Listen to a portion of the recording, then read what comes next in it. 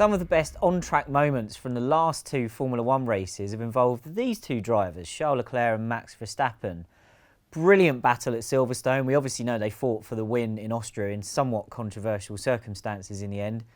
Here to talk about their rivalry and how far back it goes and perhaps what it means for the future of F1, I've got Scott Mitchell and Stuart Codling with me.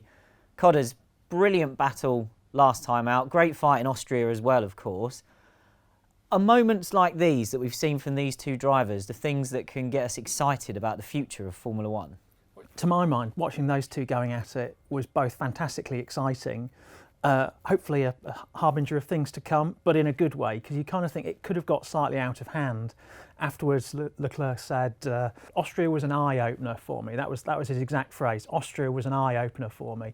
So he still feels a little bit aggrieved, I think, at the way the steward's decision went. So when you look at kind of what he did to Verstappen at Stowe, that was really a slamming of the door. And he's saying, you know, if you're going to get physical, so will I. If you're going to start moving around in the braking area, maybe I will as well. I agree that it's a legacy of Austria, but from Leclerc's position pre-weekend, this is what I loved about what we saw on track, is he was true to his word, because on Thursday he said, I think he's made his peace with that decision now, and he was saying, if I just want to know that's how hard we can race, and they've set a precedent, so we can do that, get a little elbows out, what Toto Wolff, the Mercedes team boss, described as borderline dirty driving, but that's what we want to see. And Leclerc basically went, right, okay, well, if I'm in that situation again, I'll lean on him. I'm going to be a bit more aggressive. Yeah. We've actually got racing, and it's thanks to these two. It's mega. Yeah. Verstappen's established this reputation, hasn't he, of the guy who's hardest to race on track.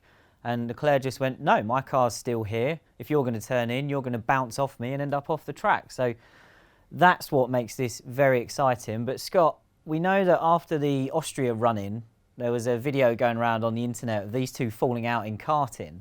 And I believe Leclerc has seen that video. Did he reveal that at the weekend? Yeah, I asked him on Thursday because this video is from I think it might be a WSK Euro Series race from 2012, and it's a karting publications video basically, and they're going up to a young Verstappen and Leclerc after there's obviously, we don't see the incident, it's in the part ferme basically afterwards, and it's sort of asking what happened. And Leclerc, nothing, just racing, and then Verstappen's like, oh, he pushed me off. And obviously this came out after Austria where the positions in F1 were reversed, so it is hilarious and brilliant. So I just asked Charles, said obviously once the initial frustration passed and the disappointment, did you see that this video came out? Did you at least find it amusing? And he said, I saw it everywhere. He said it was funny. And he also, just like everybody else, the funny side was, as he put it, that we took completely different points of view. But he also pointed out that he sees it as a brilliant reminder of the fact that they've made this journey together, basically. They've taken different paths to F1, obviously, but when you're racing someone at that age, and you'd have been the same, and I would have been the same as well, everyone has this dream of becoming an F1 driver, and how many people make it? Well, you and I are so close. Yeah, I know. This demonstrates. So close.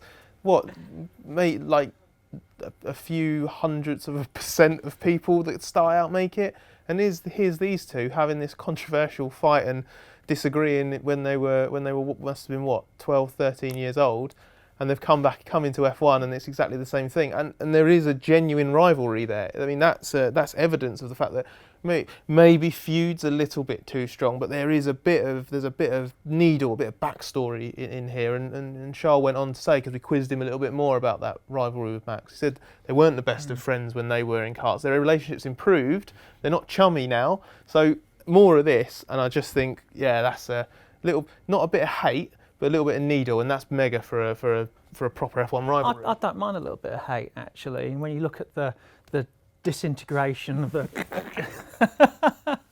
disintegration of the so-called friendship between Lewis Hamilton and Nico Rosberg, who are karting teammates, I'd quite like to see something similar eventuate between Pierre Gasly and Charles Leclerc, who were supposedly Bezzy mates in their youth.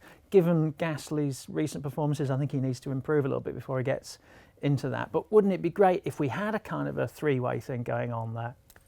When you've also got Verstappen's got history of Ocon, of course, going back to their junior single-seater days, and that flared up last year at the Brazilian Grand Prix. So there are new rivalries bubbling under the surface for F1, which I think is very exciting because rivalry is a huge part of sport.